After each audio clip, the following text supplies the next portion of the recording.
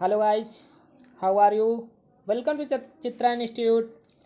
आज हम सितंबर 2015 का हिंदी पेडागोजी का प्रीवियस पेपर सॉल्व करेंगे।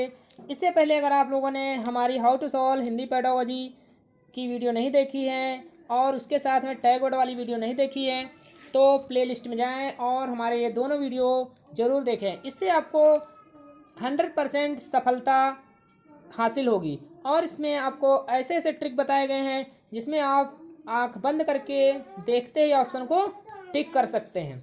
चलिए पहले क्वेश्चन की ओर चलते हैं। फर्स्ट क्वेश्चन है, किसी भी भाषा पर अधिकार प्राप्त करने के लिए सबसे महत्वपूर्ण है। फर्स्ट ऑप्शन शब्दों के अर्थ जानना, सेकंड ऑप्शन उस भाषा की वाक्य संरचना जानना, थर्ड ऑप्शन उस भाषा का अधिकाधिक प्रयोग करना, फोर्थ ऑप्शन उस भाषा का व्याकरण जानना। कमेंट में ऑप्शन आप लोग कीजिए।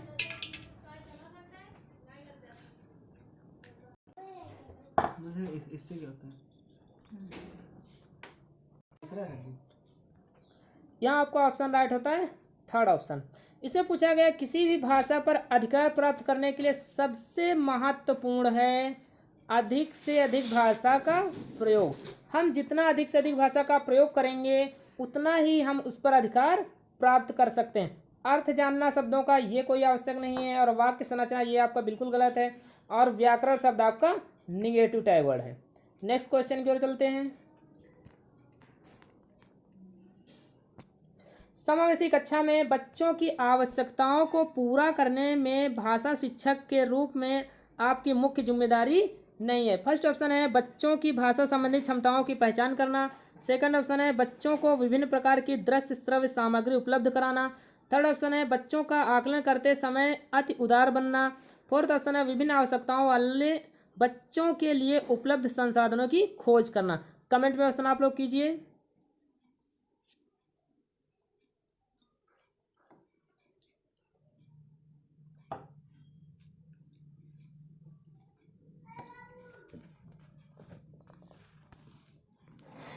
यहाँ आपका ऑप्शन राइट होता है थर्ड ऑप्शन। इसमें कह रहा है कि जिम्मेदारी नहीं है, नहीं हम बच्चों के आकलन करते समय उनके प्रति उदार नहीं बनेंगे। और इसमें फर्स्ट बताया गया क्षमताओं की पहचान करना, ये भी सही है। विभिन्न प्रकार के दृश्य श्रव्य ये आपका पॉजिटिव टैग वर्ड है और विभिन्न आपका पॉजिटिव टैग वर्ड है। लेकिन प्रश्न में आपका पूछा गया है कौन जिम्मेदार नहीं है। जिम्मेदारी हमारी ये नहीं होगी कि जब हम या टीचर आकलन करेगा तो बच्चों के प्रति अपनी उदारता प्रस्तुत करे, ये आपका निगेटिव है। नेक्स्ट क्वेश्चन की ओर चलते हैं। पढ़ने की संस्कृति के विकास के क्रम में खाली स्थान पठन को प्रोत्साहित किए जाने की आवश्यकता है। फर्स्ट ऑप्शन है वैयक्तिक, सेकंड ऑप्शन है सस्वर, थर्ड ऑप्शन है मौन, फोर्थ ऑप्शन है सामूहिक। कमेंट में ऑप्शन आप लोग कीजिए।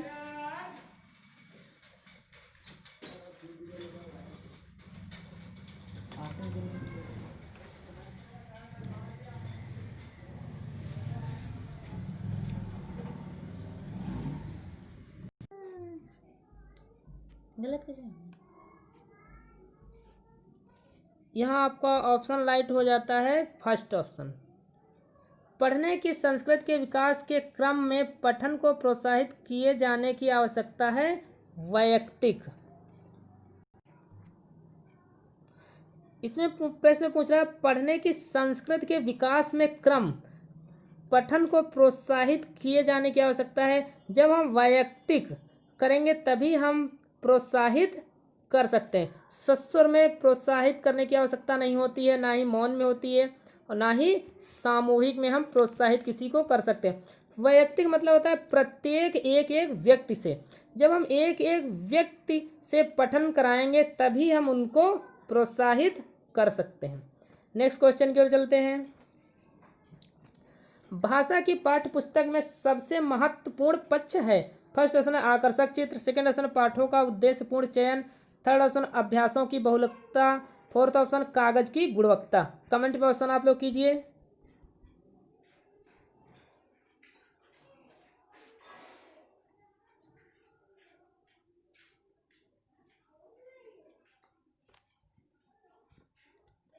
यहाँ आपका ऑप्शन राइट होता है,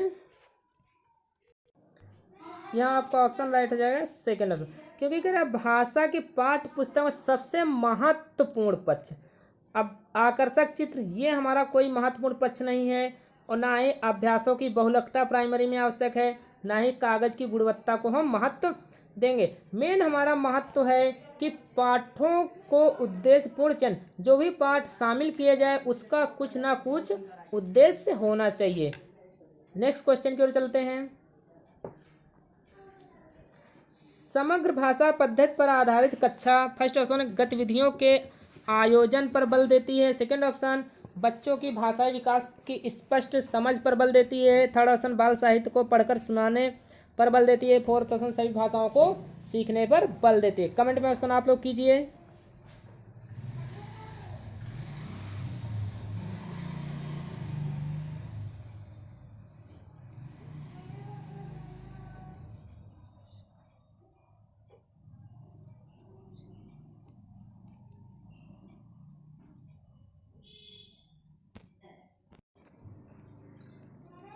यहाँ आपका ऑप्शन राइट हो जाएगा सेकंड। कह रहा है समग्र भाषा पद्धति पर आधारित कक्षा।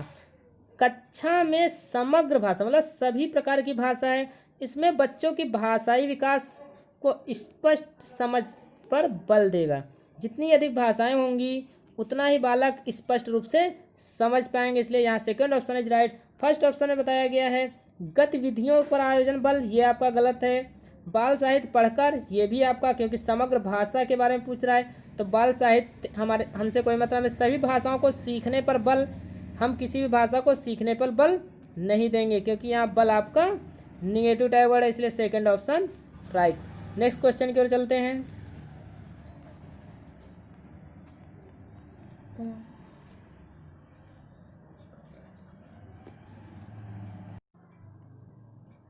विद्यालय के बाहर का जीवन और वहाँ प्राप्त ज्ञान एवं अनुभव भाषा सीखने के लिए आवश्यक प्रेरणा देते हैं, क्योंकि फर्स्ट ऑप्शन है मानक वर्तनी का सम्यक ज्ञान मिलता है। सेकंड ऑप्शन लेखन की विभिन्न शैलियों का परिचय मिलता है। थर्ड ऑप्शन समृद्ध भाषिक परिवेश मिलता है। फोर्थ ऑप्शन इससे व्याकरणिक नियमों की जानकारी प्राप्त होती है। कमेंट में ऑप्शन आप लोग कीजिए।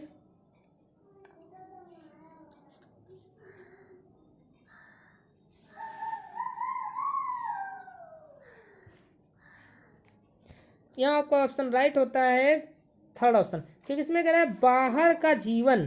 जब बाहर के जीवन के बारे में बात होगी तो वहाँ आपका परिवेश होगा, और परिवेश आपका पॉजिटिव टाइप वर्ड है। सम्यक ज्ञान मिलना वर्तनी के लिए ये गलत आपका है।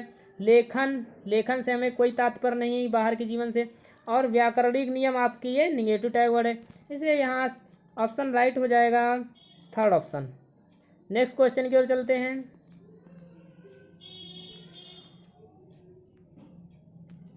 पहली कक्षा में प्रवेश लेने से पहले आमतौर पर बच्चे फर्स्ट ऑप्शन पठन लेखन में दक्ष होते हैं। सेकंड ऑप्शन स्व अभिव्यक्ति जानते हैं। थर्ड ऑप्शन भाषा के व्याकरणिक नियम जानते हैं। फोर्थ ऑप्शन तुतलाकर बोलते हैं। कमेंट में ऑप्शन आप लोग कीजिए।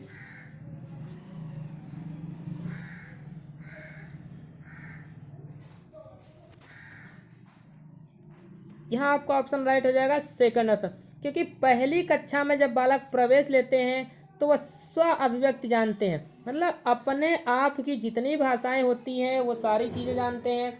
और पठन लेखन ना ही वो पढ़ना जानते हैं और ना ही लिखना जानते हैं, और व्याकरणिक नियम ये भी नहीं जानते हैं, और ये आपका निगेटिव टैग वर्ड है। और तुतलाकर बोलना, इससे हमारा कोई तात्पर्य नहीं होता है जब बालक का हम रिविजन करते हैं उस समय, इसलिए यहाँ ऑप्शन राइट होगा सेकेंड ऑप्शन। नेक्स्ट क्वेश्चन की ओर चलते हैं। सुरभि अक्सर डाक वाले शब्द को गलत तरीके से उच्चारित करती है, आप क्या करेंगे? फर्स्ट ऑप्शन उसे ड वाले शब्दों की सूची पढ़ाने एवं लिखकर अभ्यास करने के लिए देंगे। सेकंड ऑप्शन उसे ड़ वाले शब्दों को अपने पीछे पीछे दोहराने के लिए कहेंगे। थर्ड ऑप्शन उसे सहजता के साथ अपनी बात कहने के लिए प्रोत्साहित करेंगे। फोर्थ ऑप्शन उसे ड़ वाले शब्दों की सूची पढ़ने एवं बोलकर अभ्यास करने के लिए देंगे। कमेंट में ऑप्शन आप लोग कीजिए।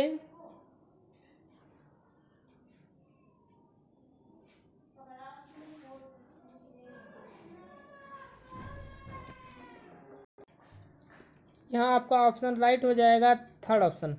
सुरभ अक्सर ड़ वाले शब्दों को गलत तरीके से, जब कोई बालक गलत तरीके से कोई शब्द पढ़ता है तो हम उसे सहजता के साथ अपनी बात कहने के लिए प्रोत्साहित करेंगे, जिससे हमें उसकी परेशानी का अनुभव हो सके और हम उस पर सुधार कर सकें।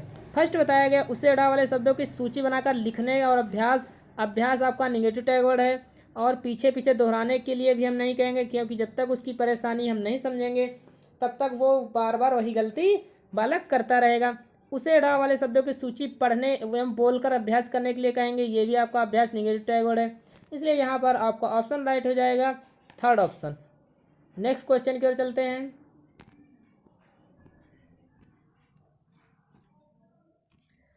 प्राथमिक स्तर पर पढ़ने की क्षमता का आकलन करने की दृष्टि से सबसे अधिक महत्वपूर्ण है। फर्स्ट ऑप्शन है विराम चिन्हों का ज्ञान, सेकेंड ऑप्शन पढ़ने में प्रवाह, थर्ड ऑप्शन अर्थ का निर्माण, फोर्थ ऑप्शन वर्णों की पहचान।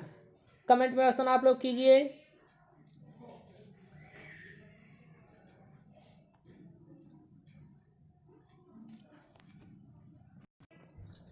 यहाँ आपका ऑप्शन राइट हो जाएगा, थर्ड ऑप्शन। हमने एक वीडियो बताया था जिसमें पढ़ने से संबंधित वाली बात आती है, वहाँ अर्थ वाला ही ऑप्शन सही होता है, इसलिए यहाँ थर्ड ऑप्शन राइट हो जाएगा। फर्स्ट बताएगा विराम चिन्हों, क्योंकि प्राइमरी स्तर पर बालकों को विराम चिन्हों से कोई मतलब नहीं होता है।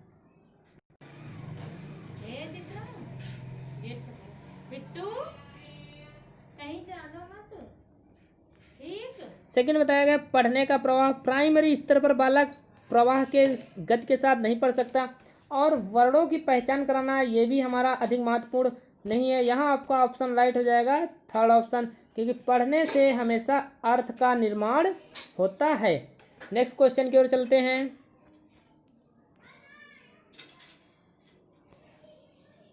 भाषा की कक्षा में कहानी सुनाने का मूल उद्देश्य है। फर्स्ट ऑप्शन बच्चों की कल्पना शक्ति का विकास, सेकेंड ऑप्शन बच्चों में सुनकर दोहराने की आदत का विकास, थर्ड ऑप्शन बच्चों की अनुशासन में रखना, फोर्थ ऑप्शन बच्चों का मनोरंजन करना। कमेंट में ऑप्शन आप लोग कीजिए।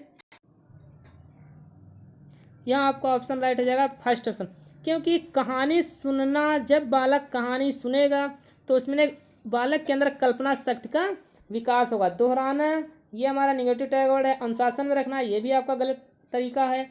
और बच्चों का मनोरंजन करना, कहानी सुनाने का उद्देश्य ये नहीं होता है कि बच्चों का हम मनोरंजन करें, मेन उद्देश्य हमारा ये होता है कि बच्चों में कल्पना शक्ति का अर्थ होता है वो कितने अधिक बारीकी से वो कहानी के बारे में सोच सकता है, इसलिए first option is right. Next question की ओर चलते हैं। प्राथमिक कक्षाओं में बच्चे बहुत कुछ लेकर विद्यालय आते हैं, जैसे अपनी खाली स्थान अनुभव, दुनिया को देखने का अपना दृष्टिकोण आदि। फर्स्ट ऑप्शन है समस्याएं हैं, सेकंड ऑप्शन है भाषा है, थर्ड ऑप्शन है पाठ्य पुस्तकें, फोर्थ ऑप्शन है कमियां। कमेंट में ऑप्शन आप लोग कीजिए।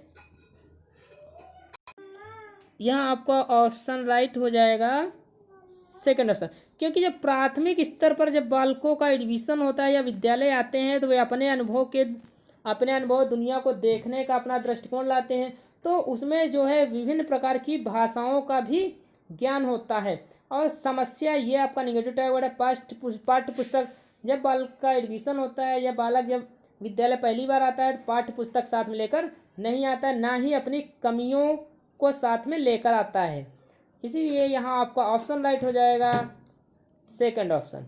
नेक्स्ट क्वेश्चन की ओर चलते हैं।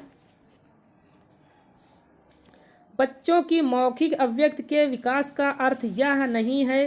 फर्स्ट ऑप्शन वाद विवाद में बेझिझक होकर बोलना, सेकंड ऑप्शन है कहानी सुनकर शब्दशः दोहराना, थर्ड ऑप्शन है अपनी कल्पनाओं की मौखिक अभिव्यक्ति, फोर्थ ऑप्शन है बातचीत में सक्रिय भागीदारिता का निर्वाह करना। कमेंट में ऑप्शन आप लोग कीजिए। यहाँ आपका ऑप्शन राइट हो जाएगा, सेकंड ऑप्शन, क्योंकि इसमें कह रहा है बच्चों की मौखिक अभिव्यक्ति का अर्थ नहीं है, यह आपका निगेटिव प्रश्न है। इसमें निगेटिव ऑप्शन यही है, वाद विवाद में झिझक होकर बोलना, ये आपका पॉजिटिव है। और अपनी कल्पनाओं को मौखिक अभिव्यक्त, कल्पना आपका पॉजिटिव टैग वर्ड है। सक्रिय भागीदारिता ये भी आपका पॉजिटिव टैग वर्ड है। यहाँ आपका सेकंड ऑप्शन ही केवल निगेटिव है, क्योंकि इसमें कह रहा है नहीं कहानी सुनकर शब्दशः दोहराना ये हमारा उद्देश्य नहीं होता है, इसलिए यहाँ second option is right. Next question की ओर चलते हैं। भाषा की कक्षा में यह जरूरी है कि फर्स्ट ऑप्शन भाषा शिक्षक भाषा का पूर्ण ज्ञाता हो। सेकंड ऑप्शन भाषा शिक्षक बच्चों की उच्चारणगत शुद्धता पर विशेष ध्यान दे। थर्ड ऑप्शन भाषा शिक्षक बच्चों की वर्तनी को बहुत कठोरता से ले। फोर्थ ऑप्शन स्वयं भाषा शिक्षक की भाषा प्रभावी हो। कमेंट में ऑप्शन आप लोग कीजिए।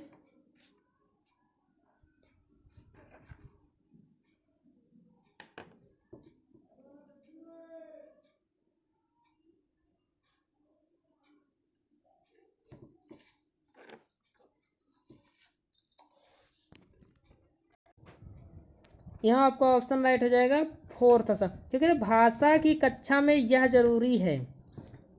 भाषा शिक्षक भाषा का पूर्ण ज्ञाता हो ये कोई आवश्यक नहीं है, क्योंकि मान लिया हिंदी भाषा का टीचर है तो उसे अंग्रेजी सब्जेक्ट मिल गया या साइंस सब्जेक्ट मिल गया तो उसे पूर्ण ज्ञान हो, ये कोई आवश्यकता नहीं है। और ये आपका कह रहा है सेकंड में बताया गया भाषा शिक्षक बच्चों की उच्चारण शुद्धता, बच्चों की उच्चारण शुद्धता पर टीचर नहीं ध्यान देगा, क्योंकि प्राइमरी स्तर पर बालकों को मातृभाषा पर अधिक बल दिया जाता है। थर्ड ऑप्शन बताया भाषा शिक्षक बच्चों की वर्तनी कठोरता, कठोरता आपका निगेटिव टैग वर्ड है। फोर्थ ऑप्शन हमारा इसलिए सही है कि फोर्थ ऑप्शन में बताया गया है कि भाषा स्वयं भाषा शिक्षक की भाषा प्रभावी हो। टीचर जिस भाषा में अध्ययन कराए वो उसकी भाषा प्रभावी होनी चाहिए, इसलिए यहाँ fourth option is right. Next question की ओर चलते हैं। प्राथमिक स्तर पर बच्चों की भाषाई क्षमताओं का विकास करने का अर्थ है। फर्स्ट ऑप्शन है भाषिक संरचनाओं पर अधिकार। सेकंड ऑप्शन है भाषा प्रयोग की कुशलता पर अधिकार। थर्ड ऑप्शन है भाषा अनुकरण की कुशलता पर अधिकार। फोर्थ ऑप्शन है भाषिक नियमों पर अधिकार। कमेंट में ऑप्शन आप लोग कीजिए।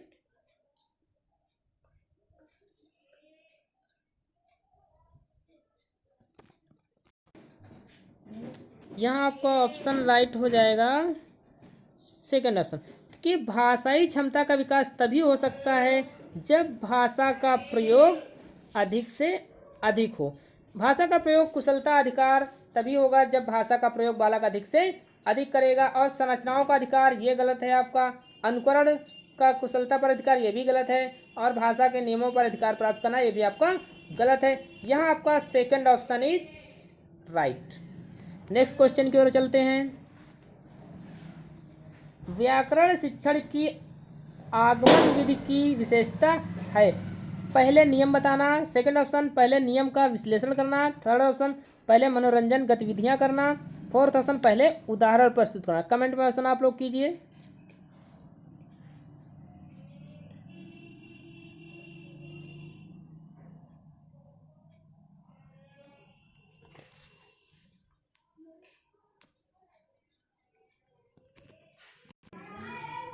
यहाँ आपका ऑप्शन राइट होता है फोर्थ ऑप्शन, क्योंकि हमने बताया था आगमन निगमन संश्लेषण और विश्लेषण विधि में बताया था आगमन जो होता है वो आपका आ से शुरू होता है। यदि हम इसमें ये वाली लाइन हटा देते हैं तो आपका केवल ऊ बचता है। ऊ का अर्थ है उदाहरण से नियम की ओर। इसी में बताया गया पहले उदाहरण हम प्रस्तुत करेंगे। और जो निगमन था उसमें हमने बताया था नी शब्द आता है, तो इसमें पहले बालकों को हम नियम सिखाएंगे। इसलिए यहाँ आपका fourth option is right. Comment में आप लोग ये अवश्य लिखिए कि आपने 15 में से कितने अंक प्राप्त किए। और अगर हमारे वीडियो पसंद आ रहे हैं तो चैनल को सब्सक्राइब करें, बेल आइकन का बटन दबाएं और अधिक से अधिक वीडियो शेयर करें और लाइक करें। Thank you.